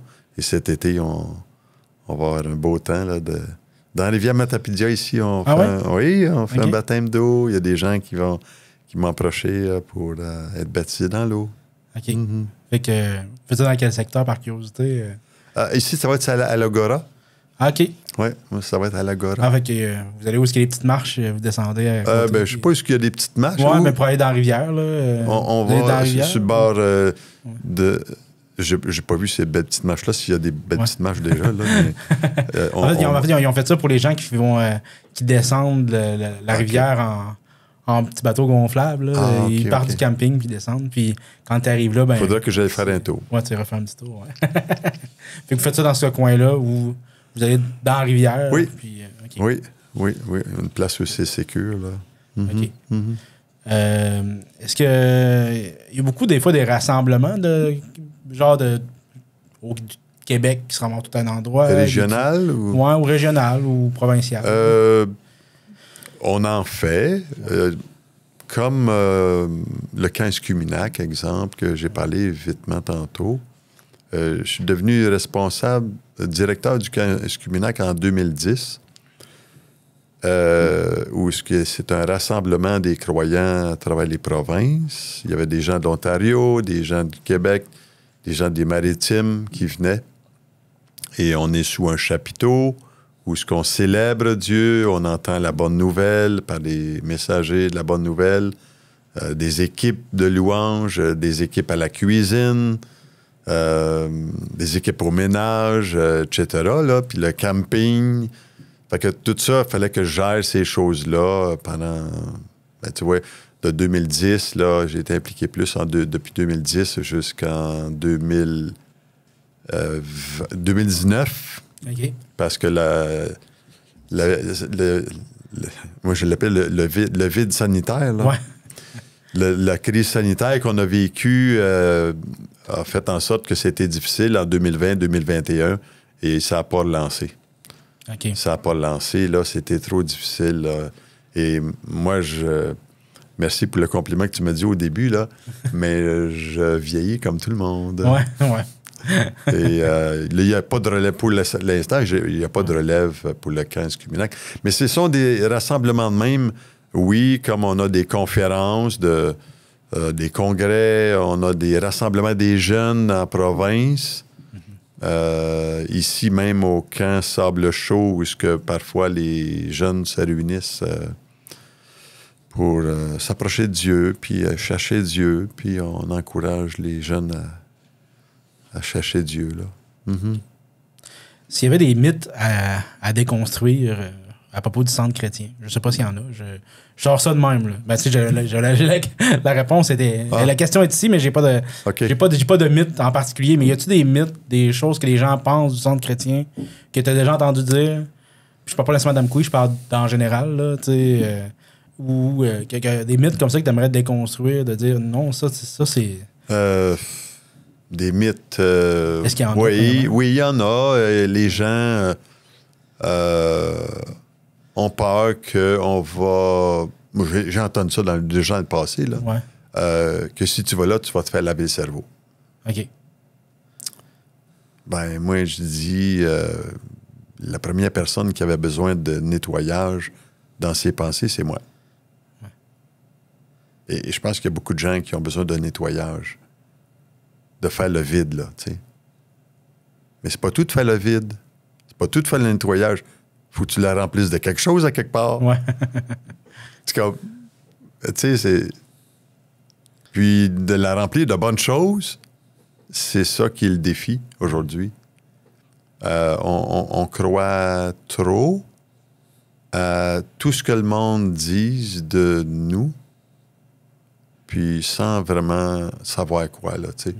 Et je me suis aperçu qu'il y a des gens qui viennent au centre chrétien, puis ils réalisent que c'est pas qu'est-ce qu'on leur avait dit. Parce que votre but, c'est pas d'isoler les gens non plus, de les enfermer. C'est pas une secte là, fermée. Là. Tu sais, je veux dire, c'est pas. C'est pas comme. Vous n'êtes pas les scientologues. Là, je veux dire. Ben tu sais, j'ai même pas parlé de ce mot-là encore. Non, secte. c'est ça. Non, mais non. Une secte, tu sais qu'est-ce que c'est une secte? Ben, Une secte, je pense que tu m'as dit. c'est une secte, Ouais. ce sont des gens qui doivent penser et vivre de la même façon. Ça, c'est mon langage québécois comme ça, là. Ouais. C'est qu'en dehors de nous, il n'y a pas de vérité. C'est ça, une secte. Ouais. On isole les gens dans une réflexion où ce que les gens sont plus libres vraiment de vivre leur vie. Ouais. Ou de penser. Ou de... Ou de penser. Ouais. Mais on n'est pas ça. Non, c'est ça. On n'est pas ça. Tu sais, puis je sais qu'il y a plein de gens qui pensent que on est dans ce sens-là. Tu sais, mais à chaque personne qui sont venues au centre chrétien, on dit « Ah bon, c'est pas qu'est-ce que je pensais. » Fait que, tu sais, oui, ça me réjouit. Ouais. Parce qu'en même temps, ça apporte une certaine confiance. Puis je vois que les gens qui ont des préjugés envers nous, on n'ira pas là parce qu'on a peur de savoir ce que les gens vont dire de moi. Ouais.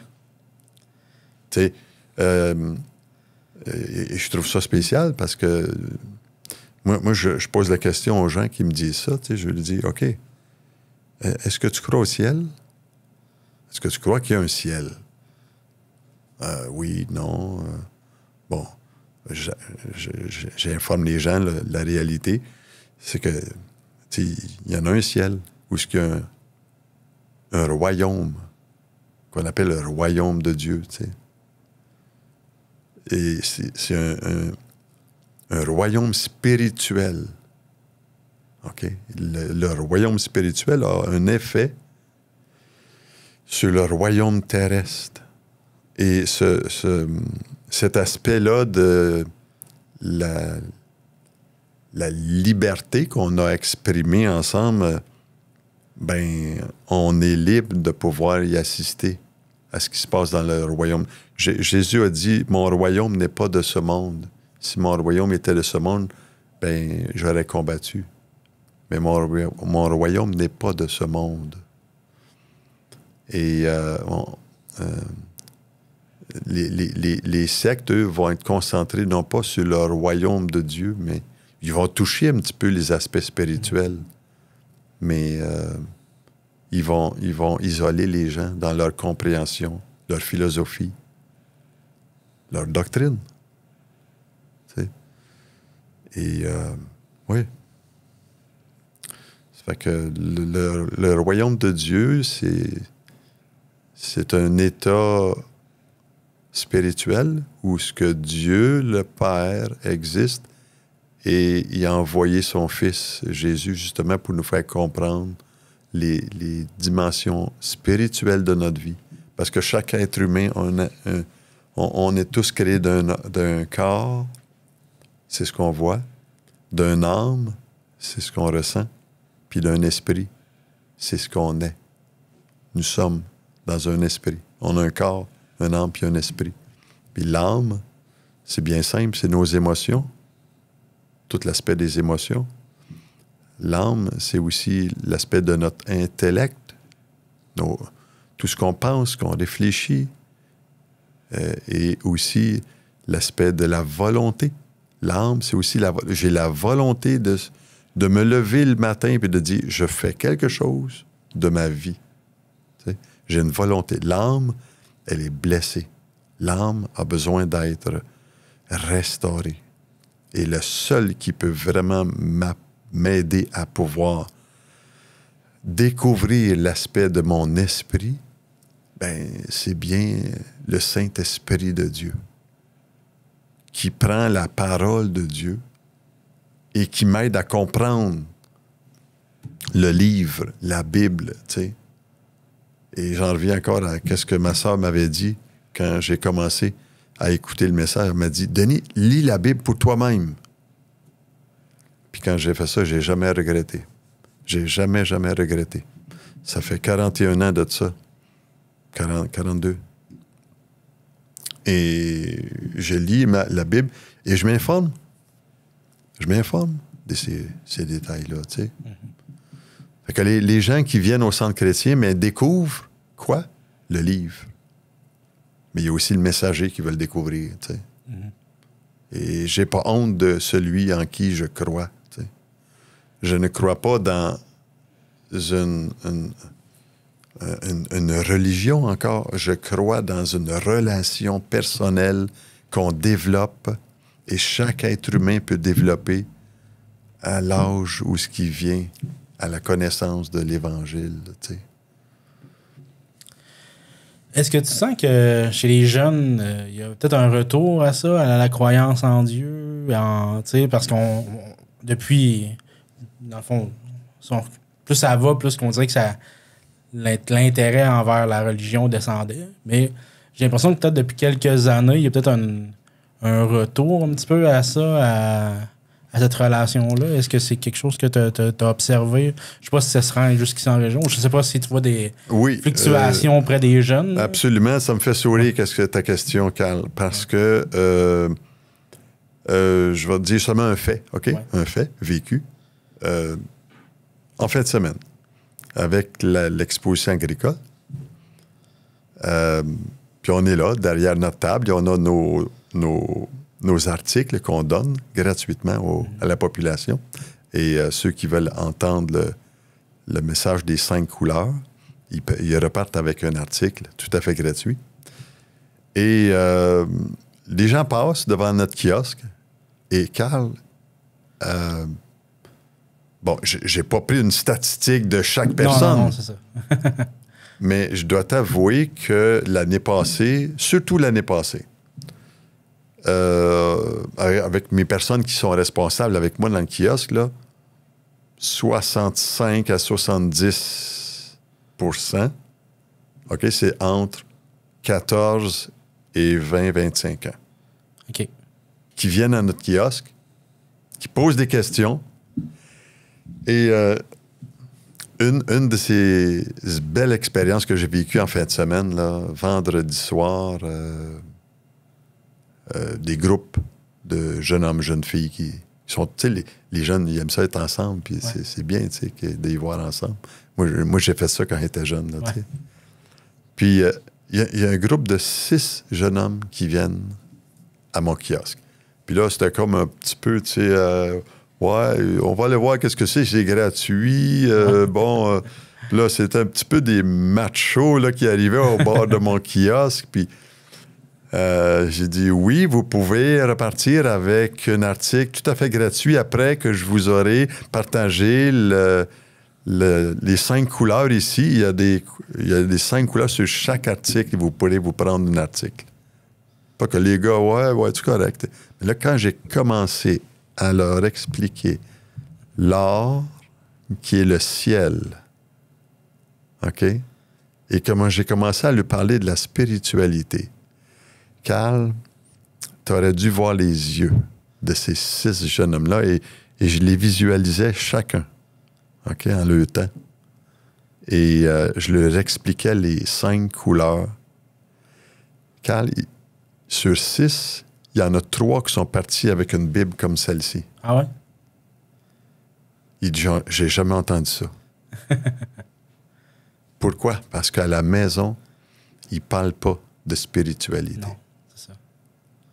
Et pourtant, la spiritualité devrait être la base de nos valeurs pour nous mettre en équilibre sur notre personne et ensuite sur les contacts avec notre prochain. Tu sais, il n'y a rien de mieux. Il n'y a rien de mieux que tu aimeras le Seigneur ton Dieu de tout ton cœur, de toute ton âme, de toute ta force et de toute ta pensée et ton prochain comme toi-même. Jésus a dit, de ces 2 commandements sortent toute la loi, tout ce que l'Ancien Testament dit.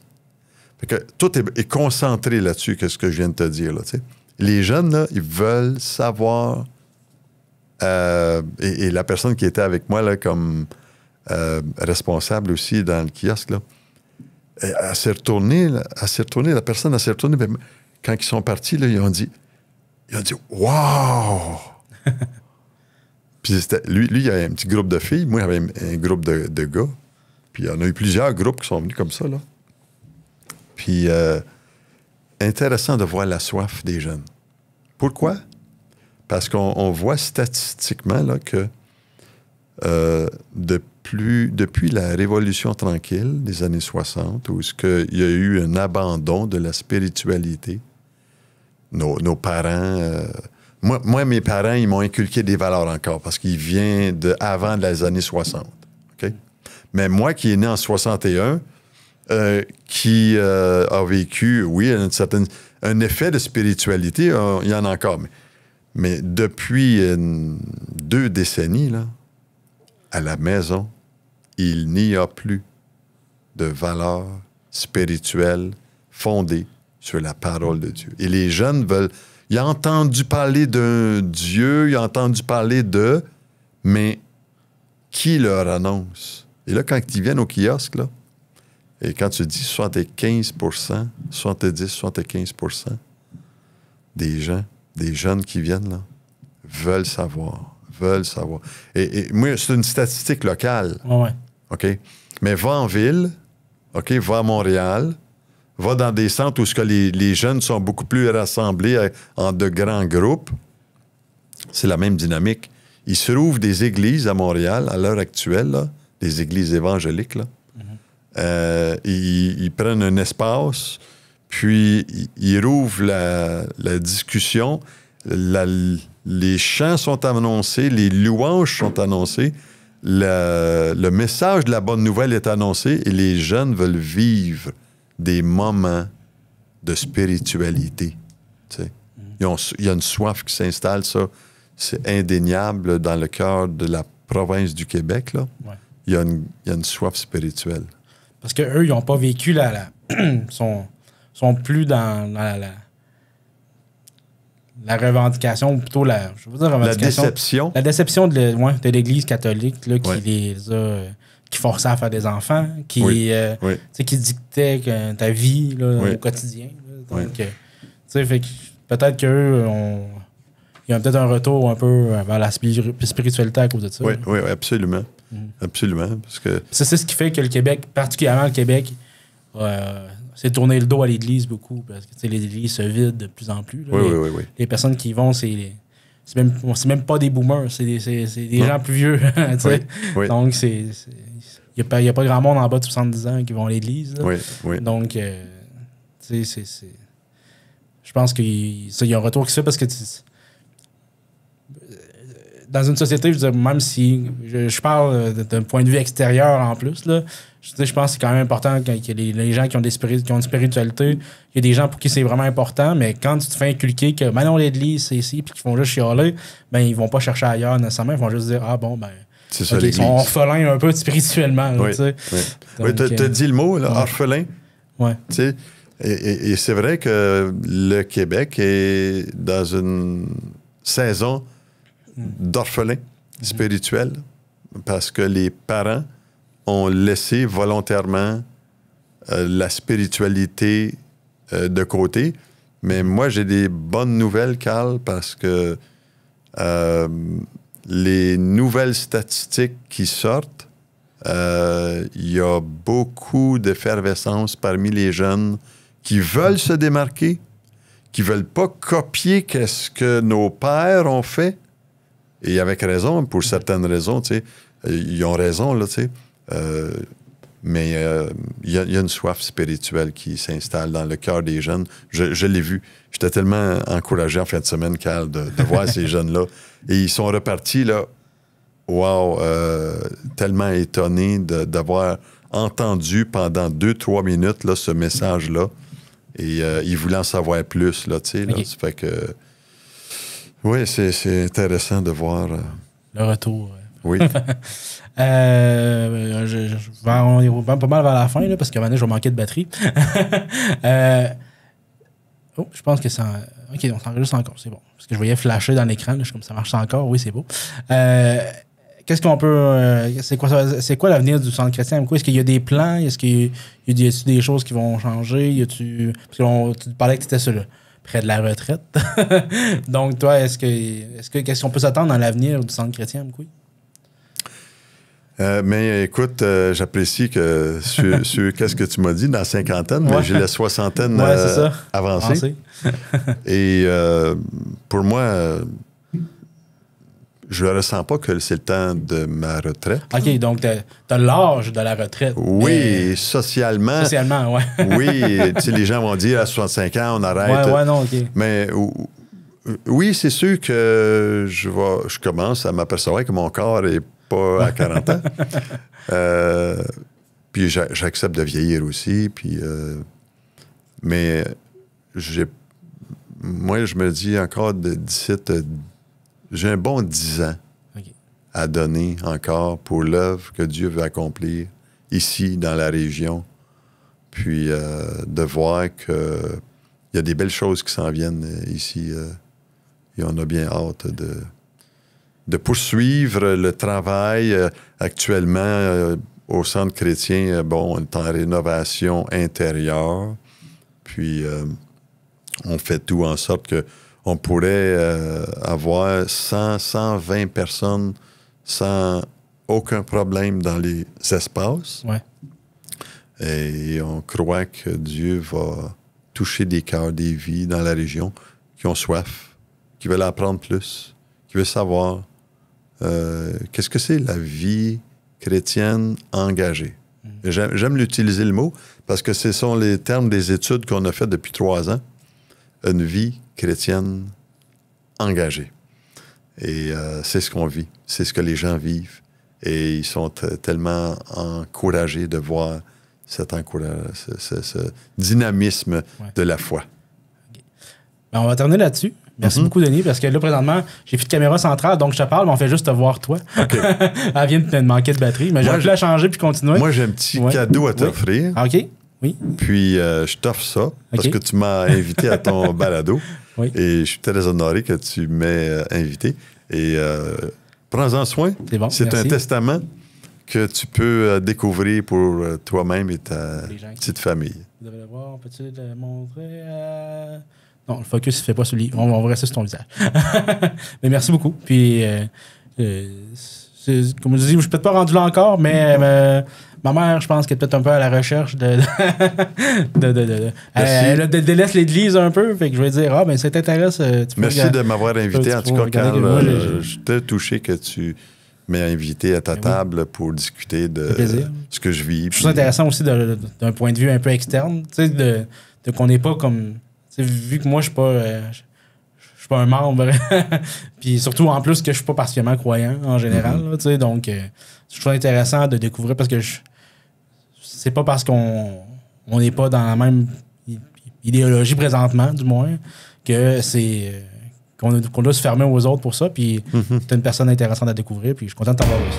Merci encore, Carl, de ton invitation précieuse. Merci beaucoup, Denis. Plaisir.